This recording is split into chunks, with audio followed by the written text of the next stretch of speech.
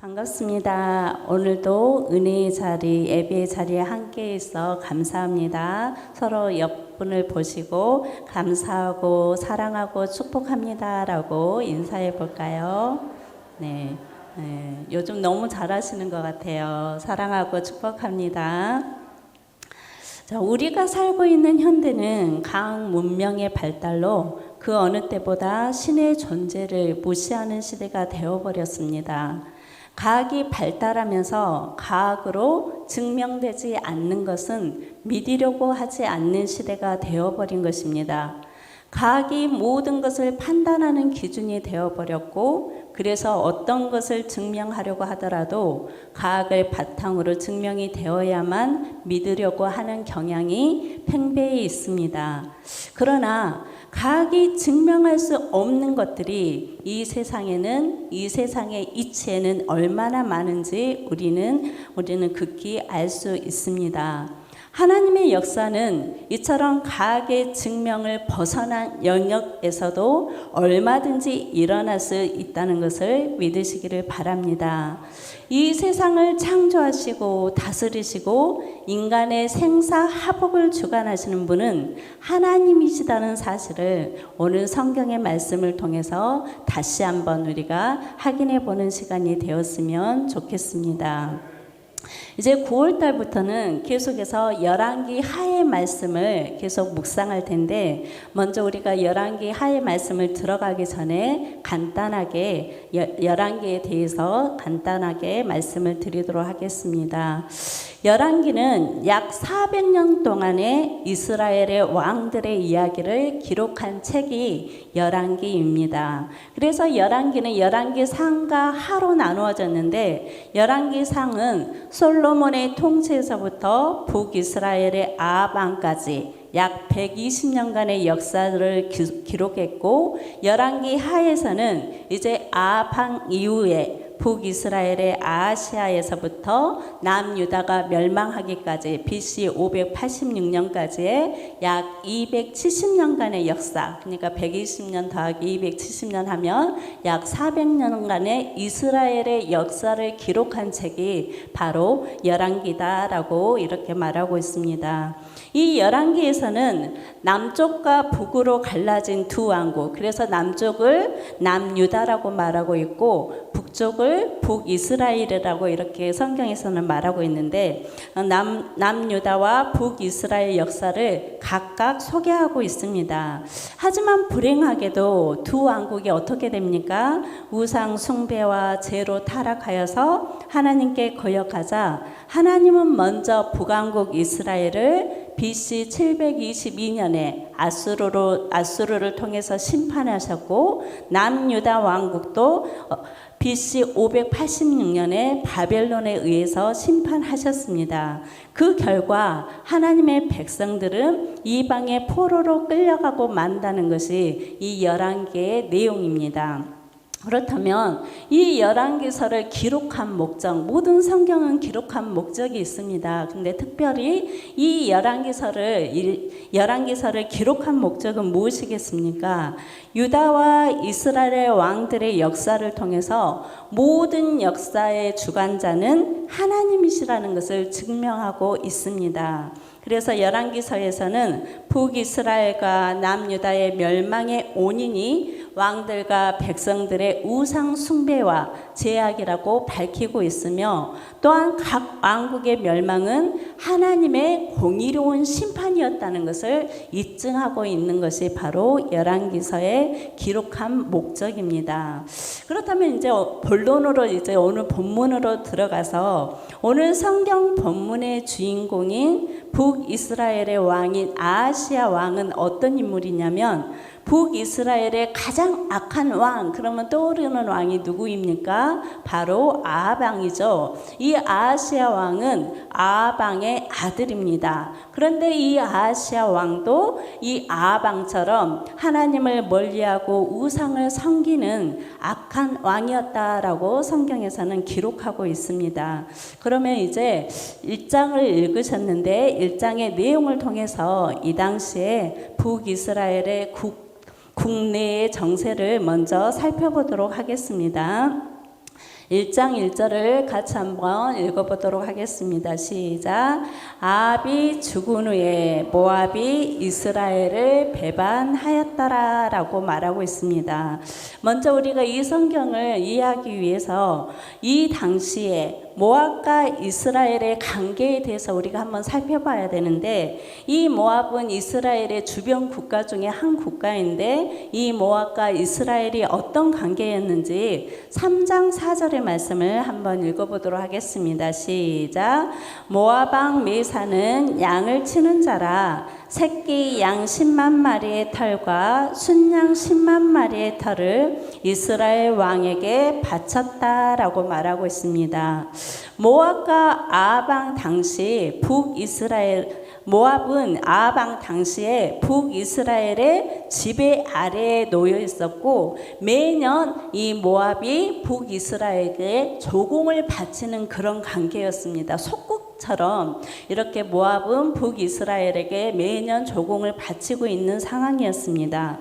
그러나 아합 왕이 아람과의 전쟁에서 죽고 북이스라엘의 정세가 약해지자 이 모압은 북이스라엘에게 더 이상 조공을 바치지 않고 독립을 깨하고 있었습니다. 그래서 이 모압은 아람국과 함께 강성해져 이제 이스라엘을 대적할 만한 그런 힘이 생겼고, 이에 비해서 이스라엘은 정치적으로나 애교적으로나 경제면에서 점점 쇠퇴해져 가고 있는 상황이 바로 이 상황이었습니다.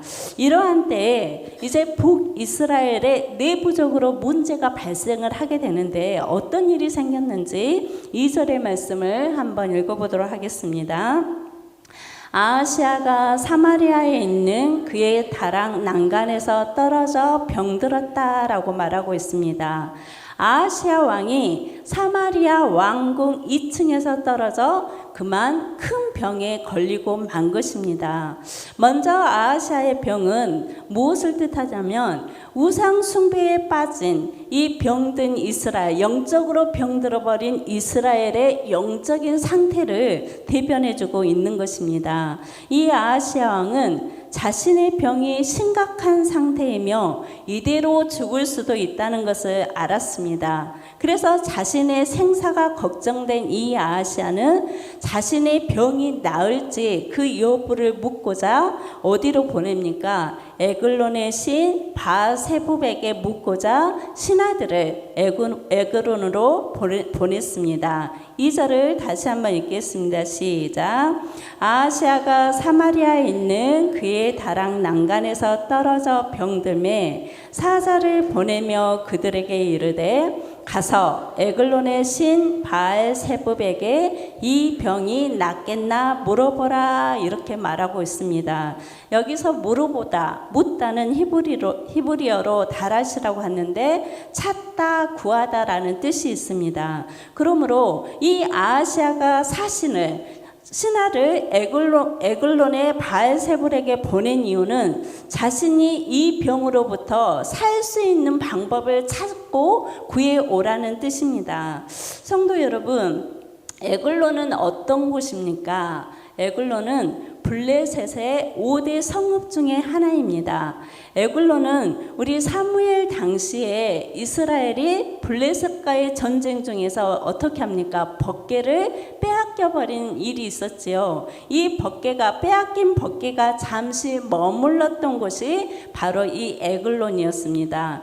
이때 하나님께서는 벗개가 머물렀던 그 마을의 우상들을 다 부숴버리고 독종이 나게 하고 죽게 함으로써 이 블레셋 백성을 치심으로 하나님이 참된 신이며 블레셋의 어떤 신도 하나님을 이길 수 없음을 증명했던 사실이 성경에 기록되어 있습니다. 또한 아합 때에는 어떤 일이 있었습니까? 아합 때에는 하나님께서 바알과 아세라 신을 섬겼던 선지자 몇 명? 850명과 엘리야 선지자 1명의 대결을 벌였죠. 그래서 850대 1의 대결을 통해서 바알의 세력을 꺾고 하나님의 전능하심을 이미 보여주셨습니다. 그럼에도 불구하고 이 아하시야 왕은 아합 왕의 아들이기 때문에 그 모든 것을 보았을 것입니다. 그럼에도 불구하고 이 아하시야 왕은 하나님을 신뢰하지 않았고 병이 들었음에도 하나님을 찾지 않았습니다. 성도 여러분, 아하시야 왕이 자신의 생명이 이처럼 위태한 절제절명의 상황에서 이스라엘의 하나님의 대신 바알세붑을 찾았던 이유는 무엇이겠습니까? 그는 하나님보다 누구를 더 의지했다는 뜻입니까? 바알세붑을 더 의지했기 때문입니다. 가장 위급한 순간에 내가 의지하고 찾는 것이 바로 내 안의 우상이라는 사실입니다. 사랑하는 성도 여러분, 아하시야는 자신의 생사의 문제에 직면하자 가장 먼저 그가 찾는 것은 하나님이 아니라 우상이었습니다. 문제를 맞닥뜨렸을 때 가장 먼저 찾는 대상은 내가 가장 의지하는 존재일 것입니다. 우리의 인생의 문제 앞에서 내가 가장 먼저 찾는 대상은 누구입니까? 우리의 삶을 돌아보면 우리도 종종 위기의 순간에 하나님이 아닌 다른 것들을 의지할 때가 있다는 것입니다. 어떤 때는 어떤 이들은 돈을 의지하고 어떤 이는 자신의 능력이나 지위를 의지합니다. 또 어떤 이들은 인맥을 의지하기도 합니다. 하지만 이 모든 것들은 결국 우리를 실망시킬 뿐이라는 것입니다. 성도가 인생의 위기 앞에서 가장 먼저 해야 할 행동은 실제적인 도움을 줄 수 있을 것 같은 그 누군가를 의지하는 것이 아니라 그 무엇인가를 찾는 것이 아니라 성도가 가장 먼저 해야 할 일은 전능하신 하나님을 믿고 하나님을 찾고 하나님께 나의 문제를 묻고 아뢰는 것이 가장 먼저 해야 할 일이라는 것입니다. 하지만 안타깝게도 이 아하시야 왕은 여호와 하나님이 아닌 우상을 찾았습니다. 하나님은 이런 아하시야의 어리석은 선택을 그냥 보지 않으셨습니다. 하나님은 엘리야를 통해서 아하시야에게 경고의 메시지를 보냈는데 3절의 말씀을 같이 한번 읽어보도록 하겠습니다. 시작. 여호와의 사자가 드셋 사람 엘리야에게 이르되 너는 일어나 올라가서 사마리아 왕의 사자를 만나 그에게 이르기를 이스라엘에 하나님이 없어서 너희가 에글론의 신 바알세붑에게 물으러 가느냐라고 말했습니다. 하나님께서는 에글론의 신 바알세붑을 찾는 아하시야 왕을 크게 책망하셨습니다. 하나님은 이미 아합의 통치 내내 가뭄과 전쟁 등의 사건 속에서 수많은 기적을 행하여 하나님의 살아계심과 전능하심을 이스라엘 백성들에게 이방 나라에게 모두 증명해 보이셨습니다. 그래서 이스라엘 신하나 아하시야 왕이 이 일들을 모를 리가 없었습니다. 또한 아합 가문에 내린 심판의 경고를 듣지 못했을 리도 없습니다. 그럼에도 불구하고 이 아하시야는 참되신 하나님을 버리고 바알세붑을 쫓으니 얼마나 어리석은 일입니까? 여러분, 아하시야가 죽고 사는 문제는 바알세붑이 주관하는 것이 아니라 하나님께서 주관하신다는 사실입니다. 하나님께서는 이제 엘리야를 통해서 하나님의 말씀을 전하게 하셨는데 4절의 말씀을 같이 한번 읽겠습니다. 시작. 그러므로 여호와의 말씀이 내가 올라간 침상에서 내려오지 못할지라 내가 반드시 죽으리라 하셨다 하라. 엘리야가 이에 가니라. 엘리야는 바알 신전을 향해 가는 아하시야의 신하들을 가로막고 여호와의 말씀, 즉 아하시야가 반드시 죽으리라는 심판의 메시지를 전해주었습니다. 성도 여러분, 여기에서 우리가 한 가지 깊이 있게 생각해 봐야 할 것이 있습니다. 여러분은 아하시야 왕이 죽을 수밖에 없는 이유가 무엇이라고 생각합니까? 그러므로 내가 반드시 죽으리라. 하나님의 심판의 메시지였습니다. 이처럼 아하시야 왕이 죽을 수밖에 없는 이유는 사마리아 왕궁 2층에서 떨어졌기 때문입니까? 아닙니다. 위기의 순간에 하나님을 찾지 하지 않는 아하시아의 불신앙과 불순종이 죽을 수밖에 없는 이유였다는 것입니다.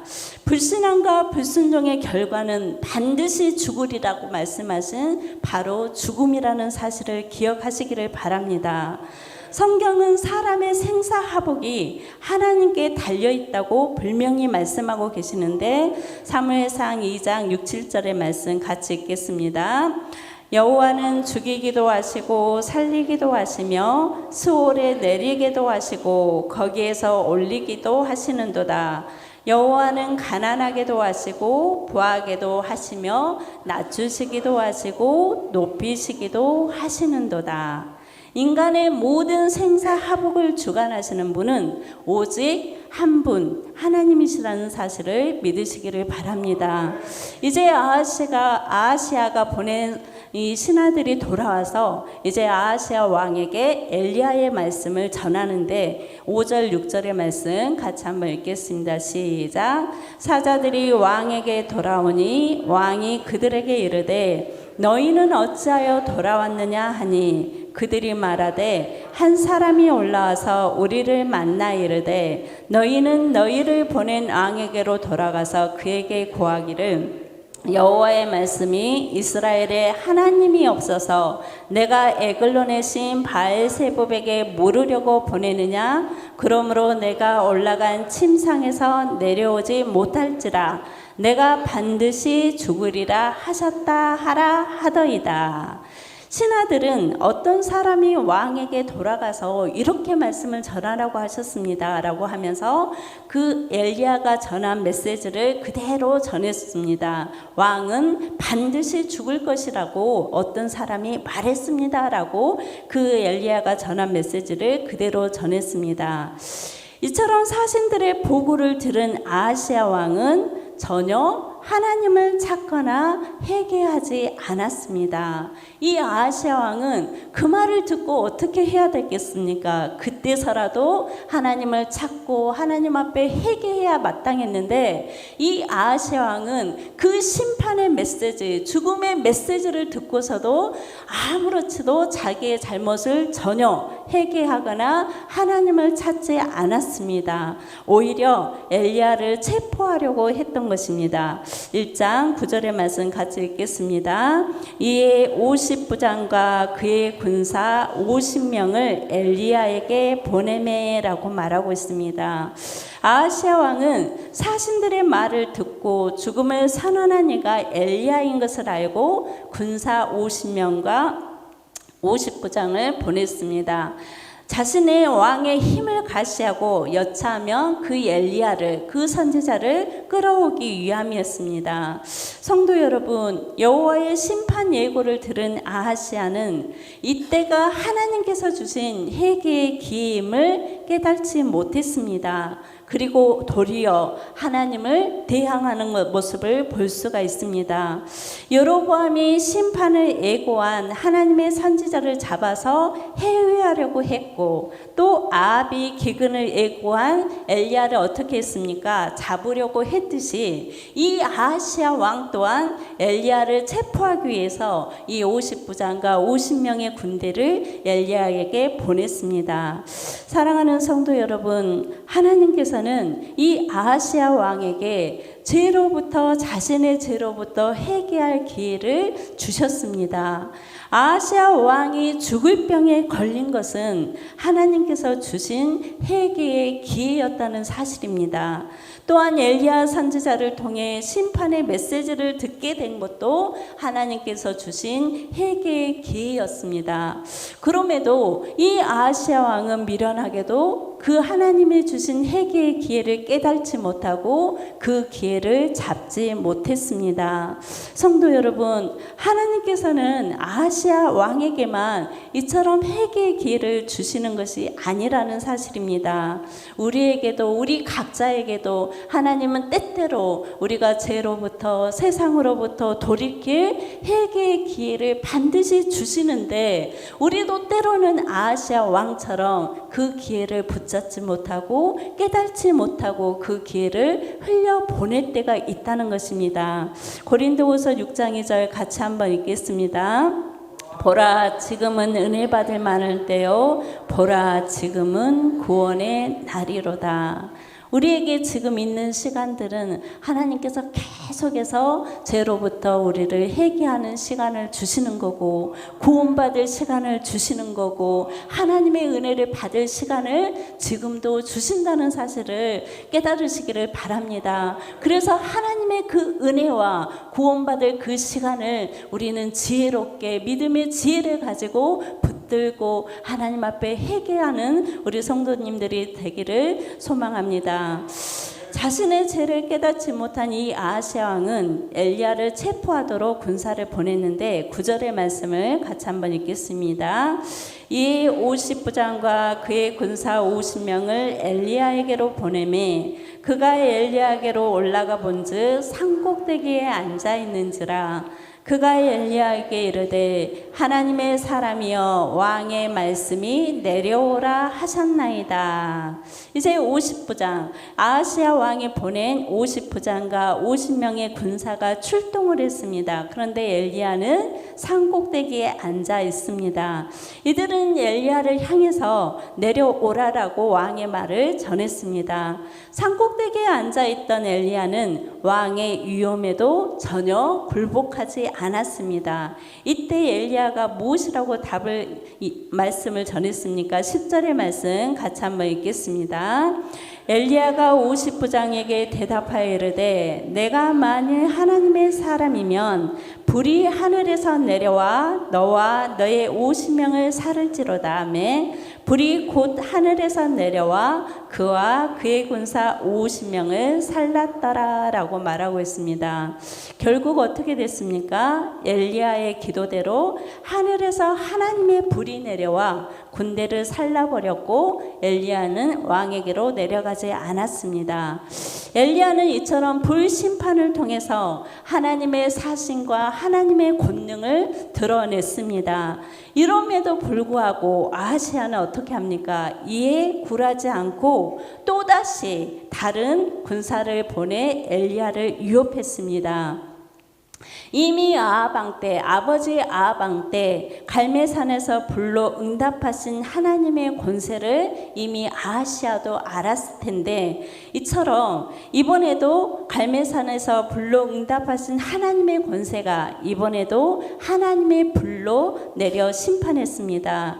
이 사건은 왕의 말과 권세가 결코 하나님의 말씀과 권세를 거스릴 수 없음을 명확하게 보여준 사건입니다. 사랑하는 성도 여러분, 하나님은 엘리야를 통해 아하시아 왕에게 말씀하셨습니다. 또 아하시아 왕은 50부장을 통해 엘리야에게 말했습니다. 누가 누구의 말을 들어야 했는지 우리는 분명히 압니다. 사랑하는 성도 여러분, 서로 충돌하는 사람의 말과 하나님의 말씀이 동시에 들린다면 그런 경험들 많이 해보셨죠? 사람의 말과 하나님의 말씀이 동시에 들린다면 우리는 어떤 말에 순종해야 하겠습니까? 예수 그리스도의 복음을 전하는 베드로와 요한을 잡아 위협하며 경고하면서 다시는 너희가 예수의 이름으로 말하지도 말고 가르치도 말라는 위협에서 이 베드로와 요한이 어떻게 답변을 했습니까? 사도행전 4장 19절 읽겠습니다. 베드로와 요한이 대답하여 이르되 하나님 앞에서 너희의 말을 듣는 것이 하나님의 말씀을 듣는 것보다 옳은가 너희가 판단해봐라. 누구의 말에 순종해야 한다는 것입니까? 우리는 누구의 말에 순종해야 합니까? 아하시아 왕은 이처럼 세 차례에 거쳐서 50부장과 각각 50명의 군사를 엘리야에게 보내서 위협을 했습니다.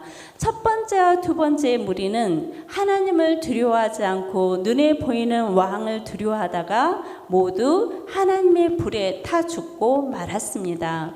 오늘 본문에는 없지만 왕으로부터 똑같이 보냄을 받은 세 번째 50부장은 어떻게 했습니까? 13절의 말씀 같이 한번 읽겠습니다. 시작. 왕이 세 번째 50부장과 그의 군사 50명을 보낸지라 셋째 50부장이 올라가서 엘리야 앞에 이르러 그의 무릎을 꿇어 엎드려 간구하여 이르되 하나님의 사람이여 원하건대 나의 생명과 당신의 종인 이 50명의 생명을 당신은 기이 보소서라고 세 번째 50부장은 엘리야 옆에 간구했습니다. 세 번째 50부장은 앞선 50부장과는 전혀 다른 태도로 엘리야에게 접근했습니다.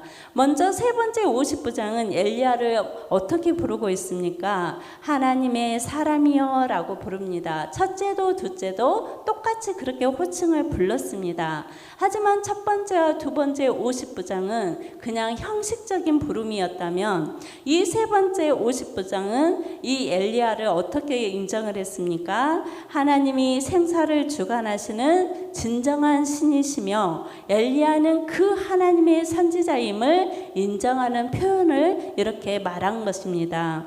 또한 세 번째 50부장의 태도는 어떠했습니까? 그의 무릎을 엘리야 앞에 꿇어 엎드려 간구했다라고 말하고 있습니다. 세 번째 50부장은 엘리야 앞에 무릎을 꿇고 엎드려서 하나님의 자비하심과 도우심과 살려주심을 하나님 앞에 간절히 구한 겸손한 50부장인 것을 우리는 알 수가 있습니다. 성도 여러분, 이 아하시야 왕과 세 번째 50부장의 모습을 우리가 이렇게 비교를 한번 해보자면 아하시야 왕은 어떤 사람이었습니까? 100명의 군사들이 불에 타 죽었어도 눈 하나 깜짝하지 않았던 사람입니다. 50명이 죽자 또다시 50명을 보내고 그 50명이 불에 타 죽자 또다시 50명을 보낸 악한 왕이었습니다. 백성의 죽음에는, 백성의 생명에는 전혀 아랑곳하지 않는 왕이었습니다. 그러므로 하나님도 전혀 두려워하지 않는 사람이었습니다. 아하시야 왕은 점점 더 안악한 왕이라고 할 수가 있습니다. 그에 비해서 이 세 번째 50부장은 자신의 생명뿐만 아니라 부하들의 생명까지도 존귀히 여기는 사람이었습니다. 세 번째 50부장은 눈에 보이는 왕을 두려워하기보다 생명을 주관하시고 역사를 주관하시는 하나님을 더욱더 두려워한 사람입니다. 그리고 세 번째 50부장은 하나님과 사람 앞에 자신을 철저히 낮추는 겸손한 사람이었습니다. 여러분, 이 두 사람의 결말은 어떻게 됐겠습니까? 15절의 말씀 같이 한번 읽겠습니다. 엘리야가 곧 일어나 그와 함께 내려와 왕에게 이르렀다라고 말하고 있습니다. 세 번째 50부장은 자신의 겸손한 믿음으로 말미암아 자신의 생명을 구할 뿐만 아니라 부하들의 생명까지도 건질 수 있었습니다.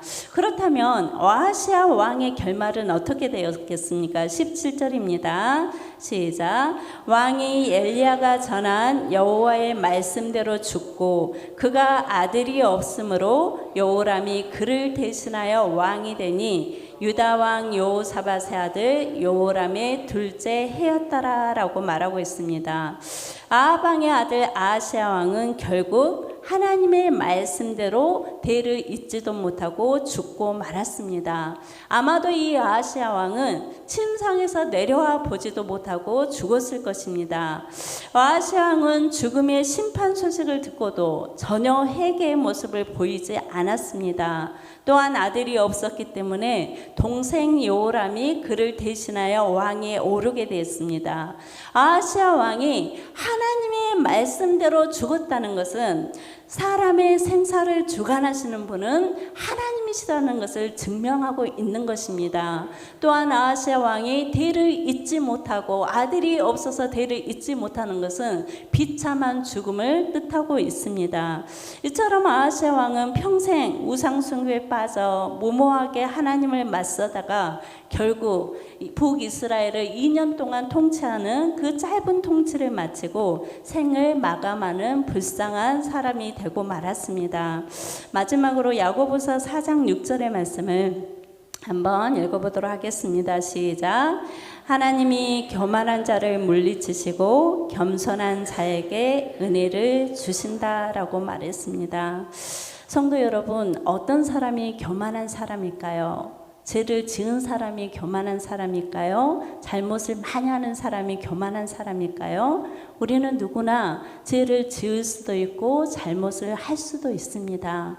하지만 교만한 사람은 하나님께서 회개의 기회를 주셨음에도 불구하고 자신의 고집 때문에, 자신의 안악함 때문에 하나님 앞에 엎드리지 못하고 자신을 낮추지 못하고 하나님의 은혜를 구하지 못하는 사람이 곧 교만한 사람이라는 것입니다. 성경은 분명히 말씀하고 있습니다. 교만은 패망의 선봉이다.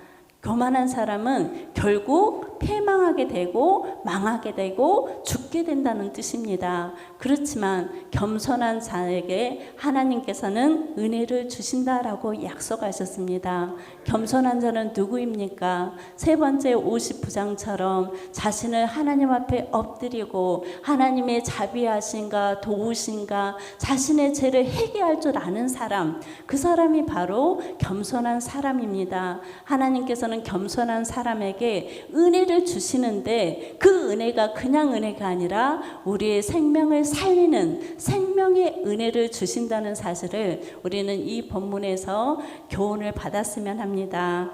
오늘 말씀의 결론을 맺습니다. 세상의 모든 사람들은 각자의 인생의 위기의 순간을 맞게 됩니다. 성도는 인생의 위기의 순간에 세상의 방법이나 이방신이 아니라 오직 살아계신 하나님만을 의지해야 한다는 것입니다. 두 번째는 성도는 하나님의 말씀에 귀를 기울여야 합니다. 하나님의 심판의 경고를 무시해서는 안 된다는 것입니다. 회개의 기회를 깨닫고 죄와 세상으로부터 돌이키는 온전한 회개가 있어야 한다는 것입니다. 세 번째는 성도는 하나님과 사람 앞에 겸손해야 한다는 것입니다. 하나님께 겸손히 나아가 하나님의 은혜와 도움을 간구해야 합니다. 그럴 때 하나님은 겸손한 자에게 생명의 은혜를 베풀어 주십니다. 오늘 이